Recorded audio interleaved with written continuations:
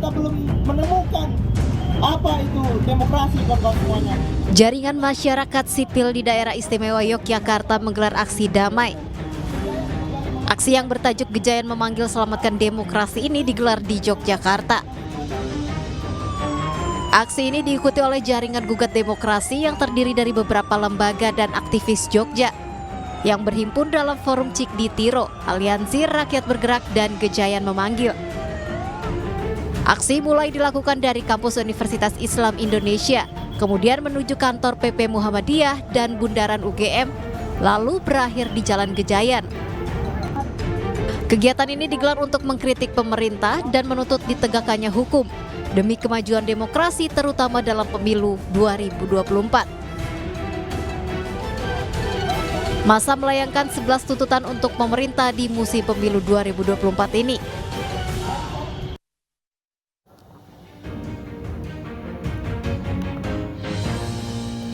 Selamat malam, apa kabar pemirsa? Informasi jaringan masyarakat sipil di Yogyakarta yang menggelar aksi damai Gejayan Memanggil Selamatkan Demokrasi tadi menjadi informasi pembuka jumpa kita di iNews Prime. Warganet mempertanyakan keamanan sistem informasi rekapitulasi di aplikasi Sirekap milik KPU yang kerap mengalami gangguan. Warganet juga meragukan transparansi dan keakuratan Sirekap dibandingkan sistem informasi penghitungan suara yang digunakan pada pemilu 2019 lalu. Adanya aplikasi ini dianggap bisa menjadi celah kecurangan pada Pilpres 2024. Kami akan bahas lebih dalam. Saya Abraham Silaban.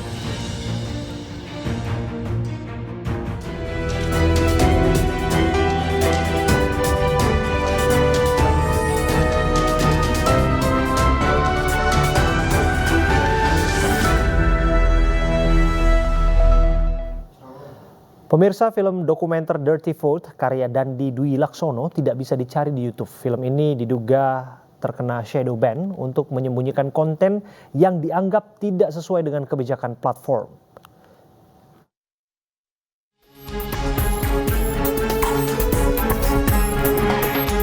Film Dirty Vote ramai jadi perbincangan hangat netizen di media sosial. Film dokumenter yang menyoroti pemilu 2024 ini tayang pada hari Minggu kemarin dan merajai jajaran trending topik di media sosial hari Senin.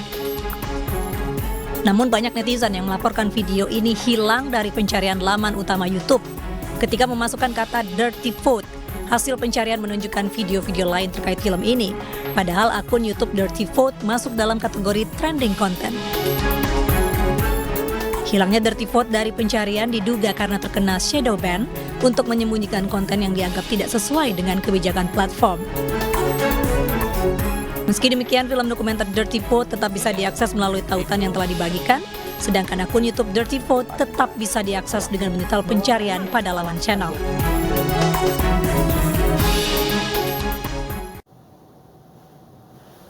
Sejumlah warganet mempertanyakan keamanan sistem informasi rekapitulasi atau Sirekap milik KPU yang kerap mengalami gangguan. Warganet meragukan transparansi dan keakuratan Sirekap dibandingkan sistem informasi penghitungan suara yang digunakan pada pemilu 2019 lalu.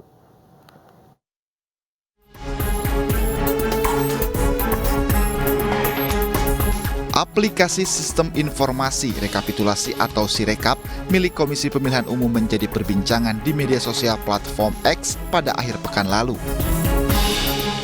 Beberapa warganet mengaku belum bisa mengakses Sirekap karena tidak bisa masuk. Warganet menduga aplikasi Sirekap rawan terjadi kecurangan. Selain itu, aplikasi Sirekap juga memiliki bug atau istilah untuk menggambarkan kecacatan di program komputer.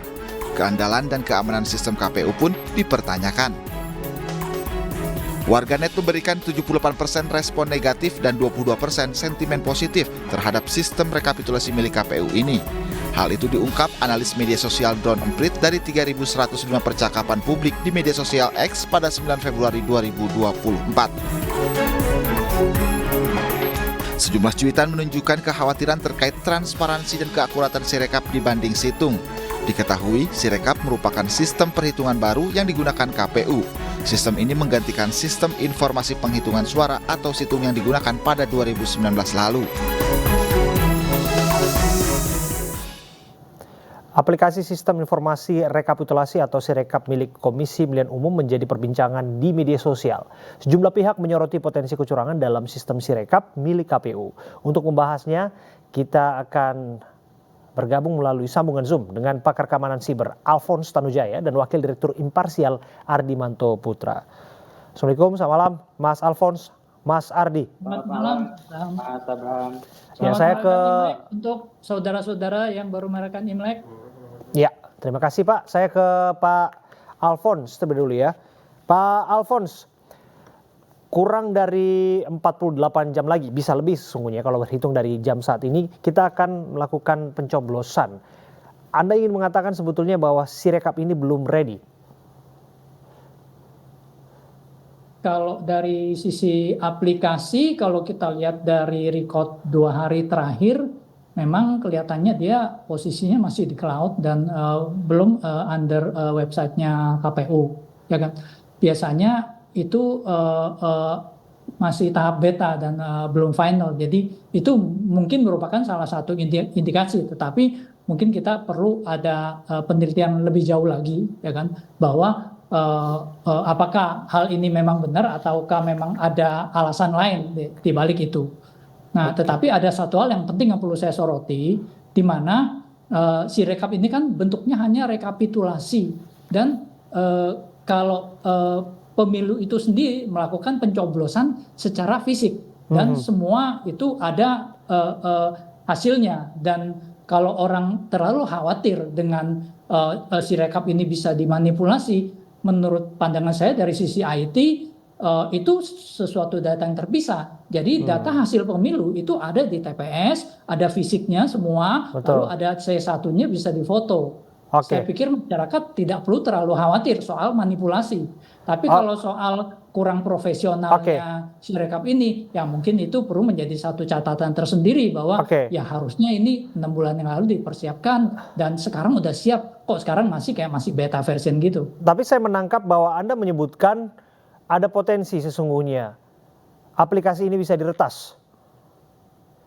Dari sisi potensi, dari beberapa indikasi kita lihat ada bocornya data pemilih dan tentang Sirekap ini menunjukkan manajemen pengelolaan data yang perlu diperbaiki. Tetapi jika ini diasosiasikan dengan hasil pemilu yang dimanipulasi, saya kurang setuju. Karena hasil pemilu itu ya adanya di TPS. Betul. Dan semua ada bukti fisiknya. Betul, dan nanti Jadi, kan ada real count juga nanti ya, rekapitulasi finalnya yang nanti yang dilakukan secara bertahap di KPU kan? Ya, betul. Oke, tapi bicara mengenai kemudian formulir C1 Plano yang nanti akan diinput oleh KPPS lewat aplikasi ini, apakah nggak load nanti? Apakah dengan masifnya TPS yang digunakan pada tanggal, jam, hari yang sama, apa dampaknya secara teknis Pak Alphonse? Dampaknya dampak terburuk yang bisa saya lihat adalah hasil dari pemilu ini akan menjadi sangat lambat terupdate. Dampak terburuk, katakan websitenya down atau katakan berhasil dimanipulasi, tetapi data asli tidak akan bisa dimanipulasi. Dan secara hukum yang berlaku adalah data asli yang ada di TPS itu. Selain itu juga banyak organisasi dari masyarakat yang melakukan juga verifikasi. Jadi contohnya ada kawalpemilu.org, ya kan? Katakan misalnya ada yang melakukan manipulasi contohnya gitu. Tapi kawalpemilu.org masyarakat bisa secara aktif melakukan foto di hasil C1 itu legal, lalu diupload dan kita tinggal membandingkan. Kalau memang ada manipulasi atau apa akan terlihat dengan terang benderang. Oke, saya ke Mas Ardi.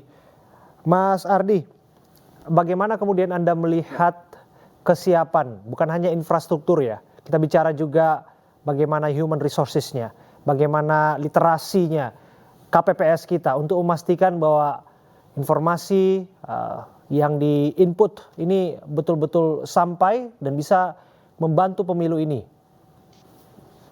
Ya, pertama kecurangan netizen Indonesia atau publik kita terhadap rekap ini itu cukup beralasan. Pertama, karena belakangan ini kami juga baru merilis data terkait dengan kecurangan atau berbagai bentuk penyimpangan yang terjadi selama pemilihan umum ini, itu terjadi secara masif, sistematis, dan terstruktur. Nah, itu yang pertama. Yang kedua adalah terkait dengan sumber daya, gitu ya, Sirekap ini. Terkait dengan sumber daya, di situ ada yang pertama adalah sumber daya manusianya. Kemudian yang kedua itu adalah infrastrukturnya, jaringan, internet, aplikasi, dan seterusnya. Tadi sudah dikatakan oleh Pak Alfons juga, beberapa kali situs KPU kita atau website pemerintah itu berhasil dijebol atau dihack, gitu ya. Dari sana kira-kira apa dampaknya, Mas Ardi? Dampaknya pertama, dampak yang akan dirasakan oleh publik adalah akan timbulnya keraguan terhadap hasil pemilihan mana yang akan dipercaya. Ini juga jika terjadi ketidaksinkronan, misalnya antara Sirekap dengan jaga pemilu atau dengan quick count misalnya. Di hari itu kan sudah ada quick count juga kan? Betul, ada quick count tentunya. Itu juga akan membingungkan publik. Ini mana yang akan dipercaya? Saya kira seperti yang terjadi pada pemilu-pemilu sebelumnya, masing-masing pihak mengklaim bahwa hasil penghitungan mereka lah yang paling benar. Nah, ini tensi politik kita yang sudah panas hari ini tentu akan tetap akan semakin panas, gitu ya, kalau Sirekap ini tidak siap, gitu. Oke. Saya kembali ke Pak Alfons. Pak Alfons, apa yang mesti dilakukan kalau Anda menyebutkan bahwa aplikasi Sirekap KPU ini belum siap untuk beroperasi dan banyak kekurangan?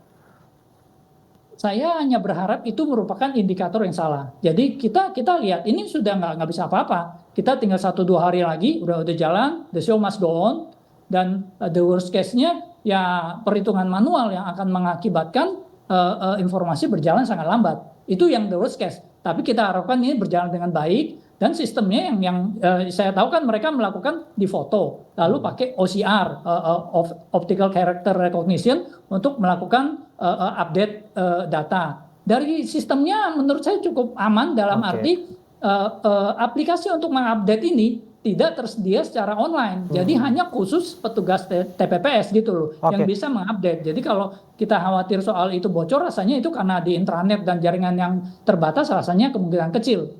Jadi kemungkinan misalnya bisa diretas pun situsnya Sirekap atau situs KPU, andaikan bisa diretas ya kan, itu tidak mengubah fakta bahwa apa yang ada di TPS itu nggak bisa diubah. Karena itu ada fisik. Jadi yang saya lihat delay yang akan lama ini yang mungkin semoga jangan disalahgunakan untuk mendelegitimasi dari KPU, karena kita semua yang paling rugi kalau terjadi delegitimasi atau kekacauan. Yang kalah pasti nggak mau mengakui atau apa, lalu melakukan hal ini, menimpakan ini. Saya pikir itu kurang. Ya, hari-hari ini apapun bisa dipolitisasi emang, betul. Apalagi angka hasil pemilu, banyak publik yang menunggu. Pak Alfons, barangkali Anda punya pandangan. Apa yang mesti dilakukan untuk meminimalisir resiko peretasan?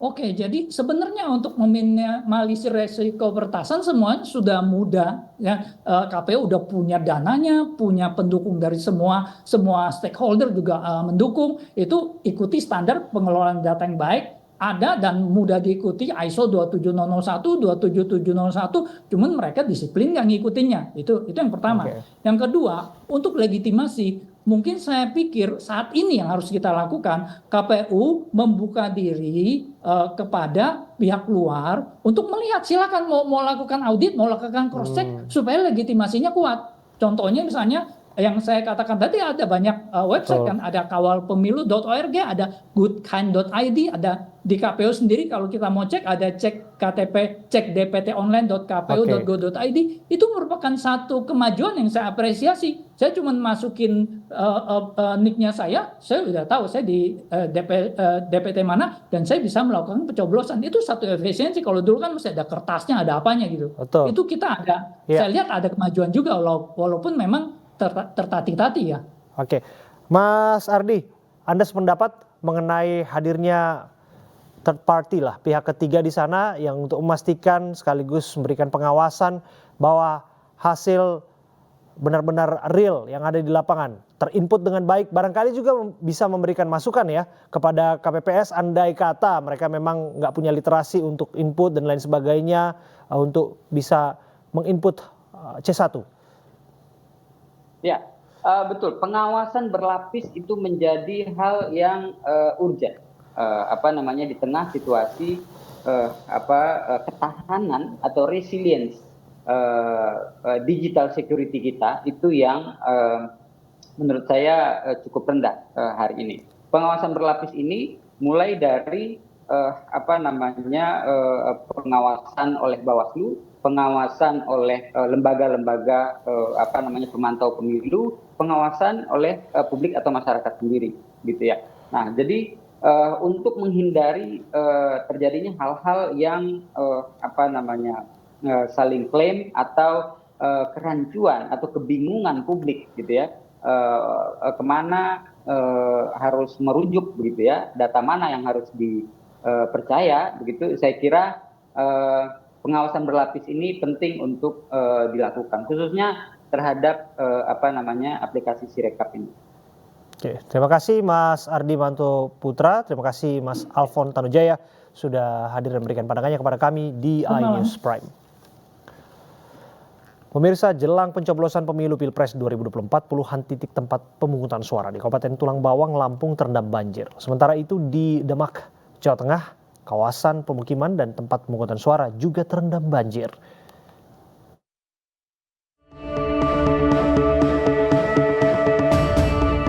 Intensitas hujan yang tinggi membuat puluhan titik yang rencananya akan dijadikan tempat pemungutan suara di Kabupaten Tulang Bawang, Lampung terdampak banjir. Ada sebanyak 41 titik lokasi yang rencananya menjadi tempat pemungutan suara dari total 1.307 TPS yang berada di Kabupaten Tulang Bawang terendam banjir. Menurut Ketua Komisi Pemilihan Umum Kabupaten Tulang Bawang, saat ini pihaknya akan mengambil langkah untuk memindahkan lokasi TPS yang banjir ke lokasi yang tidak terdampak banjir. Sementara itu, kawasan pemukiman di wilayah Kecamatan Karanganyar, Demak, Jawa Tengah masih tergenang banjir setinggi 50 cm sampai 1,5 meter. Mensikapi pelaksanaan pemilu serentak 2024, Bupati Demak, Aistianah, mendesak KPU untuk mengeluarkan kebijakan terkait pelaksanaan pemilu di lokasi bencana banjir Karanganyar. Karena meluasnya banjir, sedikitnya 18 desa di Kecamatan Karanganyar dan Kecamatan Gajah, Kabupaten Demak tergenang air. Banjir ada di beberapa titik dan tadi malam semakin luas lagi karena kiriman air dari atas ini yang tentunya tadi kita juga koordinasi KPU untuk dipersiapkan mungkin kejadian terburuk untuk memindahkan TPS yang sudah direncanakan oleh KPU. Sudah ini berkoordinasi, sudah bersurat resmi, bahkan kami sudah mengumpulkan para stakeholder, BPBD, Pemda, PPK, semuanya kita undang termasuk peserta pemilu, saksi pasangan calon, dan juga LODPD, dan kami mau bersepakat untuk melakukan pemilu pemungutan suara susulan. Hingga saat ini banjir masih merendam puluhan belasan ribu rumah di Kecamatan Karanganyar dan sebagian warga terpaksa mengungsi jauh dari rumahnya. Dari tim liputan iNews melaporkan.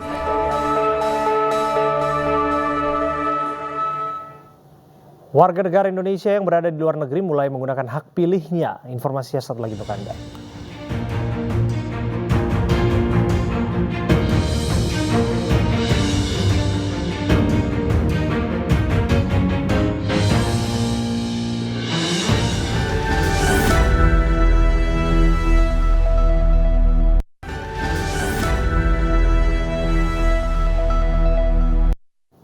Anda kembali di iNews Prime bersama saya Abraham Silaban. Pemirsa, warga negara Indonesia yang berada di luar negeri mulai menggunakan hak pilihnya untuk pemilihan umum 2024. Seperti di Paris, Prancis. Berdasarkan daftar pemilih tetap di luar negeri, di Prancis total ada 2.530 pemilih di pemilu 2024. Terdiri dari 587 laki-laki dan 1.943 perempuan. 1.204 pemilih menggunakan hak pilihnya melalui pos dan 1.326 melalui TPS. Penghitungan suara akan melalui pos. Penghitungan suara melalui pos akan dilakukan pada 15 Februari 2024.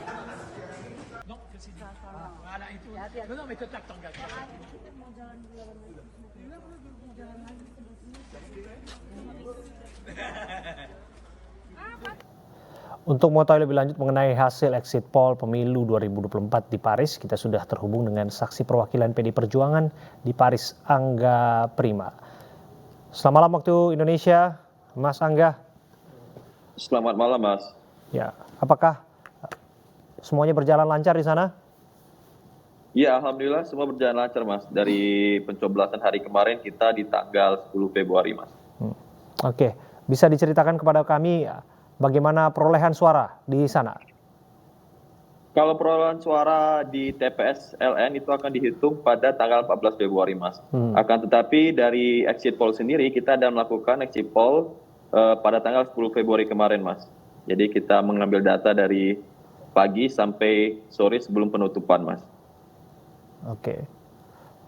Bisa dijelaskan kepada kami bagaimana mekanisme pemilihan yang berlangsung di sana? Oh, jadi ada dua pemilihan, Mas. Satu dari DPT langsung yang ingin memilih secara langsung di tempat pemungutan suara, Mas. Lalu yang kedua ada melalui pos. Dan yang langsung itu diadakan tanggal 10 Februari 2024 kemarin di dua tempat, di Paris dan di Marseille. Di Paris itu di KBRI Paris dan di Marseille di KJRI Marseille, Mas. Oke. Apakah sejauh ini ada kendala yang berarti di sana? Ini kaitannya dengan memastikan bahwa seluruh warga negara kita yang ada di sana menggunakan hak pilihnya. Kalau terakhir kali ada beberapa kendala yang tidak terlalu signifikan. Salah satunya ada yang sudah terdaftar di dalam negeri, akan tetapi kan ada keputusan dari KPU itu 1 bulan sebelumnya harus mendaftarkan dulu ke Paris misalnya, seperti itu, Mas. Jadi karena dia sudah terdaftar, karena kartu keluarga beliau berada di Indonesia dan beliau lupa mendaftarkan ulang di Paris, jadi beliau tidak bisa memilih, Mas. Itu yang terjadi kendala. Karena data mereka sudah terdata di tempat mereka di Indonesia berdasarkan kartu keluarga mereka. Itu saja ini kendalanya, Mas. Kalau yang lain, selama saya menjadi saksi kemarin semua lancar, alhamdulillah, Mas. Oke, baik. Terima kasih Mas Angga atas informasi yang Anda sampaikan kepada kami dari Prancis. Pemirsa, selain di Prancis, pencoblosan juga telah berlangsung di Amerika Serikat. Pemilu berlangsung di 6 TPS dan sejumlah kotak suara keliling di wilayah kerja PPLN New York dan PPLN Houston. Pemilu serentak di 6 TPS luar negeri di Amerika Serikat berjalan lancar, yaitu di ibu kota Washington DC, Los Angeles dengan konsentrasi daftar pemilih tetap terbanyak, New York dengan jumlah DPT terbesar kedua, dan kota lainnya San Francisco, Houston, dan Chicago. Di New York, pemilihan berlangsung di sebuah ruang serbaguna di Queens yang juga menjadi tempat bersuah foto menarik usai mencoblos. Artis Cinta Laura menjadi salah satu WNI yang memilih di New York. Sekarang voting di New York karena kebetulan lagi pekerjaan, karena New York Fashion Week ada brand yang akhirnya menghadirkan aku ke sini, dan tentunya aku sangat anti golput karena aku merasa bahwa suara kita itu sangat kuat dan benar-benar bisa berkontribusi terhadap perubahan di masa depan. Oleh karena itu sudah sebulan lebih pada saat itu di Jakarta kita langsung komunikasi dengan KJRI di New York supaya semuanya lancar saat tiba di sini dan bisa ikut nyoblos. Di Los Angeles, aktris Sarah Ashari juga memberikan hak suaranya. Saya mengikuti pemilihan di Konjen Indonesia Los Angeles itu udah 2 kali. Beberapa tahun yang lalu, 5 tahun yang lalu sama sekarang. Dan perbedaannya, sejujurnya ya, saya bilang waktu yang 5 tahun yang lalu penuh banget, agak semrawut dikit, tapi sekarang lihat udah lebih teratur, terus kita juga dapat surat suara gitu. Di Washington, Imam Masjid Istiqlal Nasaruddin Umar termasuk salah satu pemilih. Iya, saya sudah konfirmasi ya bahwa nggak apa-apa, kita nanti juga bisa tetap memilih dimanapun juga berada. Inilah satu bentuk kemudahan yang diberikan oleh pemerintah Indonesia, kita bisa mencoblos dimanapun juga. Yang penting bawa tentu paspor, ya kan, KTP dan surat pindah. Nah, jadi kami datang di sini untuk mencoblos. Pemilihan suara di Amerika Serikat ini memang diadakan sebelum pemilihan di tanah air. Namun penghitungan surat suara baru dilakukan tanggal 14 Februari, bertepatan dengan hari pencoblosan di tanah air. Dan untuk sementara kotak-kotak suara disimpan dengan pengamanan yang ketat. Masing-masing kotak digembok dan disegel di depan beberapa saksi, baik dari Bawaslu maupun dari wakil masing-masing paslon atau partai. Pengamanannya kita memang ada dari Bawaslu ada, juga ada dari pengamanan lokal dari KBRI sendiri, ya. Jadi cukup bagus. Kita bisa kalau ada dari mungkin yang punya suara kurang yakin, kurang ini, kita akan akseskan ke PPLN. Setelah disegel, kotak suara itu nantinya disimpan di ruang khusus dan terkunci di KBRI yang dimonitor melalui kamera CCTV. Dari Washington DC, New York, dan Los Angeles, Yuni Salim, Randy Wicaksana, Rio Tuasikal, Virginia Gunawan, Eva Masrieva, dan tim VOA. Gubernur Daerah Istimewa Yogyakarta Sri Sultan Hamengkubuwono X membenarkan dirinya diminta tepatnya oleh Presiden Joko Widodo untuk menjembatani pertemuan dengan Ketua Umum PDI Perjuangan Megawati Soekarno Putri. Namun menurut Sri Sultan, ia hanya menunggu instruksi dari Presiden Jokowi. Menurut Sri Sultan Hamengkubuwono X, permintaan tersebut disampaikan oleh Presiden Jokowi saat berkunjung ke kediamannya di Keraton Kilen di Komplek Keraton Yogyakarta 28 Januari silam. Namun hingga kini dirinya masih menunggu arahan Presiden. Sementara terkait permintaan pertemuan dua tokoh nasional tersebut, Sultan mengatakan bukan dari dirinya, melainkan datang dari Presiden Jokowi. Sultan pun tak akan bertanya kepada Presiden untuk memastikan kapan pertemuan tersebut itu berlangsung.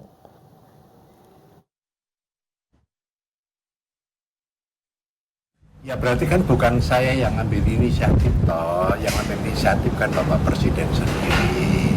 Ya terserah Bapak Presiden, mau perlu ketemu Mbak Mega yang mau saya fasilitasi, enggak kan gitu. Kalau bisa ketemu sendiri kan ya syukur. Tapi kalau saya kan sifatnya pasif. Nah kalau Presiden enggak, tolong buat saya diantar misalnya gitu. Enggak ada ya enggak toh. Ya terserah Bapak Presiden sendiri. Saya kan pasif, bukan oya-oya. Gitu loh.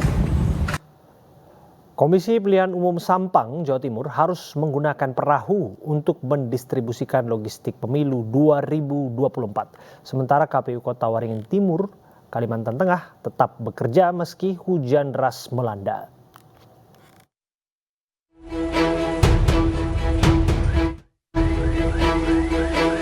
Komisi Pemilihan Umum Kabupaten Sampang, Jawa Timur melakukan pendistribusian logistik ke sejumlah kecamatan yang ada di Kabupaten Sampang.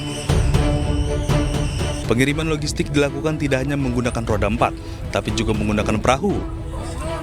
Sebab Kabupaten Sampang memiliki desa yang berada di pulau kecil. Dalam pendistribusian ke desa seberang pulau ini, KPU menyewa 3 perahu nelayan yang biasa digunakan masyarakat mengangkut barang bawaan. Untuk menjaga keamanan logistik pemilu, kotak suara-suara dan bilik suara dibungkus plastik. Pengiriman logistik pemilu ke pulau sengaja dilakukan untuk hindari cuaca buruk.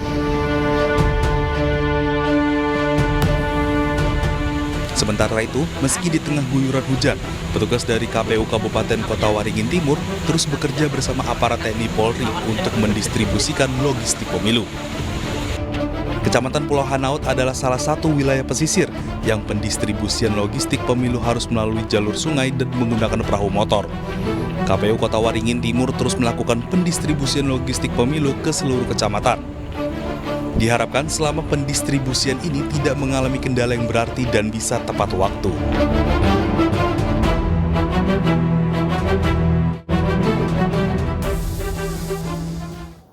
Pemirsa, daftar pemilih tetap pemilu tahun 2024 tercantum nama unik dengan 1 huruf hingga sempat diragukan oleh panitia penyelenggara pemilu di Jepara. Penyelenggara pemilu melakukan cross-check ke pemilik nama dengan meminta bukti kartu tanda penduduk serta kartu keluarga. Pria kelahiran desa Sinanggol, Jepara, Jawa Tengah ini terbilang unik karena tidak tersusun dalam suku kata layaknya nama kebanyakan orang. Dalam daftar pemilih tetap pemilu 2024, tertulis nama dengan hanya satu huruf N.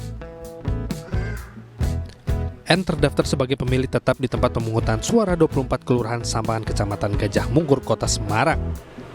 Nama N sempat mencuri perhatian penyelenggara pemilu hingga diragukan kebenarannya. N yang saat ini telah berdomisili di Kelurahan Sampangan sempat didatangi petugas pemutakhiran data pemilih guna memastikan kebenaran nama tersebut. Kepastian itu pun dibuktikan dengan menunjukkan kartu tanda penduduk serta kartu keluarga.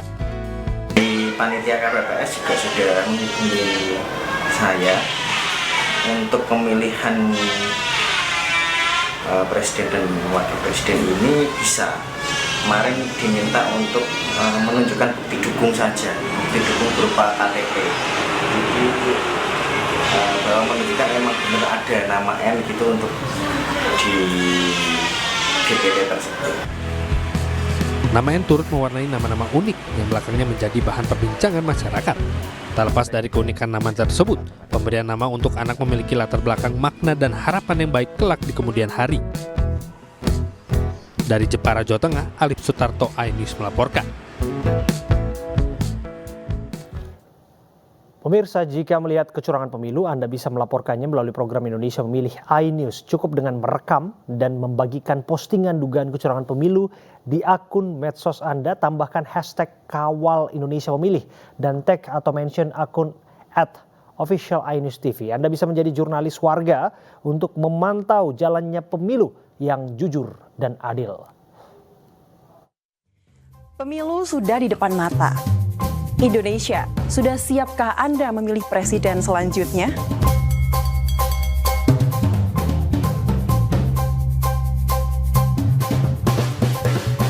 Hajatan besar Indonesia ini akan menentukan masa depan bangsa hingga 5 tahun mendatang. Bukan hanya memilih presiden dan wakilnya. Menurut Undang-Undang Nomor 7 Tahun 2017 tentang pemilihan umum, kita juga akan menunjuk para wakil rakyat di parlemen, mulai dari anggota DPR, DPD, DPRD provinsi, dan DPRD kabupaten atau kota. Sayangnya, dalam penyelenggaraan pemilu, kita belum bisa bebas sepenuhnya dari berbagai kecurangan dan pelanggaran. Bahkan, di MK dan KPU, pelanggaran pun bisa terjadi.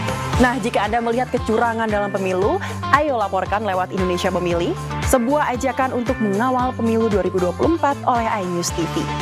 Kamu bisa menjadi jurnalis warga untuk memantau pemilu yang jurdil dan bersih. Lalu bagaimana cara melaporkannya? Cukup dengan merekam dan membagikan postingan dugaan kecurangan di akun media sosial kamu. Kemudian gunakan hashtag Kawal Indonesia Memilih dan tag atau mention akun medsos iNews TV di Instagram @official iNews TV dan akun X @official iNews_ dan Facebook @official iNews. Ayo laporkan kecurangan pemilu. Satu rumah beserta pemiliknya di Sumbawa hanyut terbawa arus banjir. Informasinya saat lagi untuk Anda.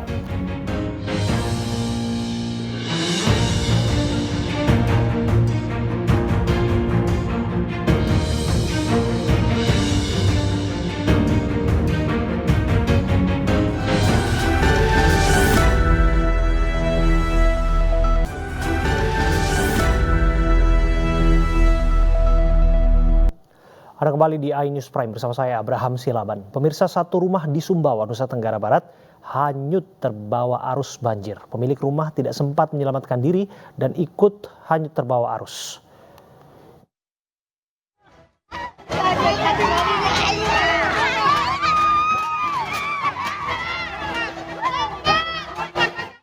Satu unit rumah yang berada di RT 1 RW 2 Kelurahan Bugis, Sumbawa Besar hanyut terbawa arus banjir. Sementara pemilik rumah yang saat kejadian berada di dalam rumah ikut terbawa hanyut bersama rumahnya.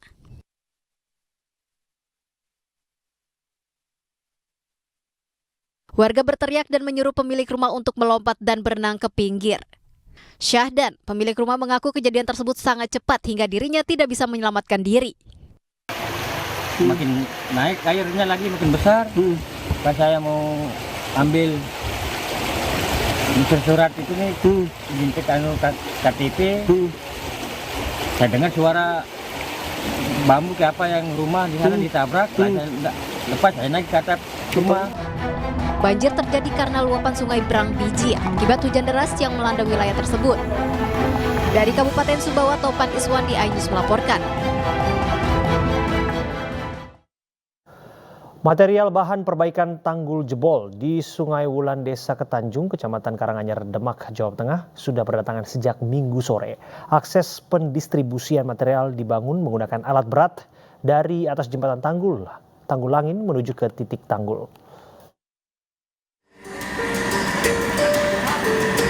Ribuan batang bambu dan tiang pancang besi dipersiapkan Kementerian Pekerjaan Umum dan Perumahan Rakyat Republik Indonesia untuk memperbaiki tanggul Sungai Wulan di Demak, Jawa Tengah.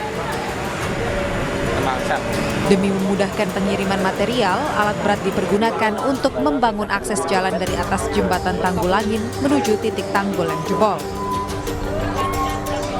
Menurut laporan dari Badan Penanggulangan Bencana Daerah Kabupaten Demak, logistik untuk pengungsi dinilai aman. Kebutuhan dapur umum untuk ribuan pengungsi hingga bantuan selimut, pakaian, dan pampers masih terus diterima melalui donasi masyarakat dan juga lembaga. Kami bagi yang sudah dievakuasi, warga kami, bagi yang sudah dievakuasi, jangan kembali lagi, nanti teriak-teriak lagi minta dievakuasi. Dan yang kedua, tolong yang saat ini masih bertahan di rumah-rumah, mau dievakuasi, takutnya nanti logistiknya sudah habis, pas kami tidak monitor. Jadi itu harapan kami. Sementara itu, kondisi banjir di Demak, Jawa Tengah saat ini telah meluas ke 18 desa dengan ketinggian air mencapai 1 hingga 2 meter. Untuk menanggulangi banyaknya korban, pemerintah telah menyiapkan 33 lokasi pengungsian di wilayah Demak dan 7 lokasi pengungsian di wilayah Kabupaten Kudus, Jawa Tengah. Dari Demak, Jawa Tengah, Sukma Wijaya, iNews melaporkan. Kita ke informasi lainnya, Gunung Merapi di Sumatera Barat kembali erupsi. Semburan abu erupsi mencapai 600 meter.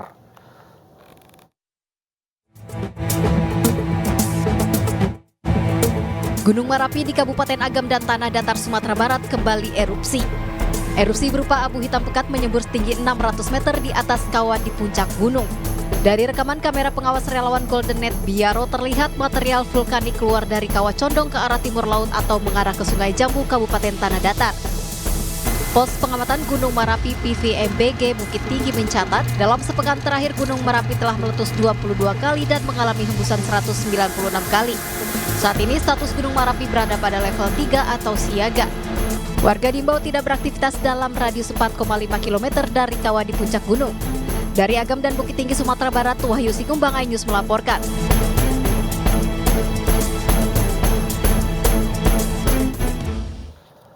Ke informasi lain pemirsa, polisi ungkap kronologi kematian Dante, anak artis Thamara Tiasmara di Duren Sawit, Jakarta. Korban dibenamkan 12 kali di kolam renang oleh tersangka Yuda Arfandi, kekasih Thamara.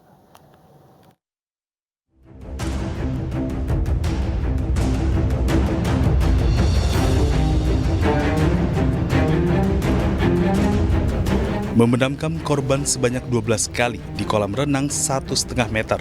Dengan durasi berbeda-beda, tersangka berdalih sengaja menenggelamkan korban untuk melatih pernapasan korban agar kuat di dalam air. Korban kemudian lemas dan tewas di tepi kolam saat berupaya diselamatkan. Sementara dari hasil autopsi, tidak ditemukan adanya kekerasan di tubuh korban. Korban meninggal akibat tenggelam, yakni terlalu banyak meminum air sehingga paru-paru korban mencair. Bahwa tersangka melihat ke arah kanan dan kiri, memastikan tidak ada orang yang melihat, lalu kemudian membenamkan korban ke dalam kolam sebanyak 12 kali. Dengan durasi waktu yang bervariatif. Kemudian korban berusaha berenang ke tepian kolam. Namun tersangka melakukan gerakan yang mencurigakan sehingga korban tidak dapat meraih ke tepi kolam. Tersangka beberapa kali membenamkan tubuh daripada korban ke dalam kolam dewasa yang kedalamannya adalah 150 cm. Sebelumnya, kematian korban pada 27 Januari lalu menggemparkan publik. Korban adalah putra sematawayang dari seorang selebritas, Tamara Tiasmara. Adapun ayah dan ibu korban telah berpisah. Saat kejadian, Tamara menitipkan putra kesayangannya yang masih berusia 6 tahun kepada kekasihnya, yaitu tersangka Yuda Arfandi. Namun siapa sangka buah hatinya tewas secara tragis di tangan kekasihnya.